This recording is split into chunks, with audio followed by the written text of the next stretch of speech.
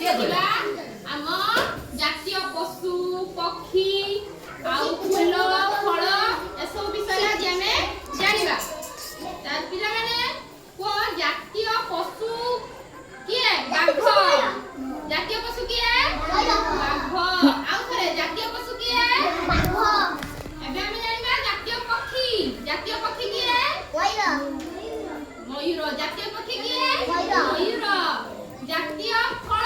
ଜାତୀୟ ଫଳ ହେଉଛି ଆମ୍ବ। ଜାତୀୟ ଫଳ ଆମ୍ବ।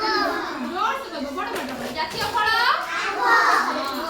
ଏବେ ଜାଣିବା ଜାତୀୟ ଫୁଲ। ଜାତୀୟ ଫୁଲ ପଦ୍ମ ଫୁଲ। ଜାତୀୟ ଫୁଲ ସେ କୋଉ ତୁ ଧରି ଦେଖା। ଖେଳ ହେଉଛି ହକି। ଜାତୀୟ ଖେଳ ହକି। ଆଉ ଜାତୀୟ ପରିବା ହେଉଛି ବୋଇତାଳୁ। ଜାତୀୟ ପରିବା ହେଉଛି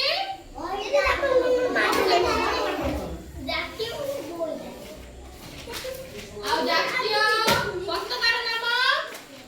ଜାତୀୟ ପତାକା ତ୍ରିରଙ୍ଗା ପତାକା। ଜାତୀୟ ପତାକା ସଂକେତ। ଜାତୀୟ ସଂକେତ ଅଶୋକ ସ୍ତମ୍ଭ। ଜାତୀୟ ସଂକେତ ଜାତୀୟ ପଶୁ।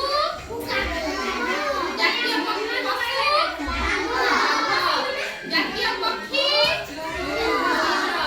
ଜାତୀୟ ଫଳ ଜାତୀୟ ଖେଳ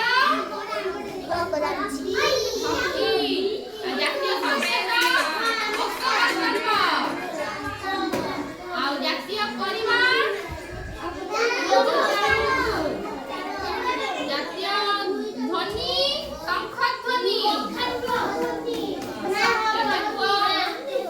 ଏବେ କୁହ ଜାତୀୟ ପକ୍ଷୀ।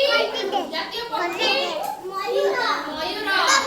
ଜାତୀୟ ଜାତୀୟ ଫୁଲ। ଜାତୀୟ ଫୁଲ ପଦ୍ମ ଫୁଲ। Very good. ଜାତୀୟ ଫୁଲ ପଦ୍ମ ଫୁଲ। ଏବେ ଆଉ ଥରେ କହିବା ଜାତୀୟ ପଶୁ ଜାତୀୟ ପକ୍ଷୀ ଜାତୀୟ ଖେଳ ହକି। ଜାତୀୟ ଫଳ ଜାତୀୟ ଧ୍ୱନି ଶଙ୍ଖ ଧ୍ୱନି। ଜାତୀୟ ସଂକେତ ଅଶୋକ ସ୍ତମ୍ଭ। ଜାତୀୟ ପତାକା ତ୍ରିରଙ୍ଗା ପତାକା। ଜାତୀୟ ପଶୁ ସେ ପଶୁକୁ ଆମେ ବାଘ କହୁଛନ୍ତି, ସେ କୋଉଠି ରୁହେ? ମନରେ। ଆଉ ଜାତୀୟ ପକ୍ଷୀ ଯୋଉ କହୁଛନ୍ତି ଆମେ ମୟୂର, ସିଏ ବି କୋଉଠି ରୁହେ? ମୟୂର ଘରେ ରୁହେ, ସେଇ ବଣରେ ରୁହେ। କିନ୍ତୁ ଆମେ ଏଇମାନଙ୍କୁ ସବୁ କୋଉଠି ଦେଖିବା ପାଇଁ ପାଇବା? ବାଘ, ଭାଲୁ, ହାତୀ, ହରିଣ ଏମାନଙ୍କୁ ସବୁ ଆମେ କେଉଁଠି ଦେଖିବା ପାଇଁ ପାଇବା? ଆମର ରାଜଧାନୀ ଅଛି ଭୁବନେଶ୍ୱରରେ। ଆମେ ସେଇଠି ନନ୍ଦନକାନନରେ ଏଇ ସବୁ ପଶୁ ପକ୍ଷୀ ମାନଙ୍କୁ ଭଲ ଭାବରେ ଦେଖିବା ପାଇଁ ପାଇବା। ବୁଝିଲ? ସେଠି ସୁରକ୍ଷିତ ଅବସ୍ଥାରେ ରଖାଯାଇଛି, ଯାହାକି ଲୋକମାନେ ଯାଇକି ଆରାମସେ ସମସ୍ତ ପଶୁ ପକ୍ଷୀକୁ ଦେଖିକି ସେମାନଙ୍କୁ ଚିହ୍ନିକି ସେମାନଙ୍କ ବିଷୟରେ ବହୁତ କିଛି ଜାଣିକି ଆସୁଛନ୍ତି। ବୁଝିଲ? ଆଉ ଜାତୀୟ ପଶୁ ଆମେ କହୁଛନ୍ତି ବାଘ। ବାଘର କେତେଟା ଗୋଡ଼ ଥାଏ? ଜାତୀୟ ଫଳ ଆମ୍ବ। ଆମ୍ବର ସ୍ୱାଦ କିପରି? ମିଠା। ଜାତୀୟ ପତାକା ସରିଲା ବେଳକୁ କହିବୁ ଏତିକି ଥାଉ ହେଲା। ଜାତୀୟ ପତାକା ଯୋଉ ଜାତୀୟ ପତାକାରେ କେତୋଟି ରଙ୍ଗ ଅଛି? 3ଟି ରଙ୍ଗ ଅଛି।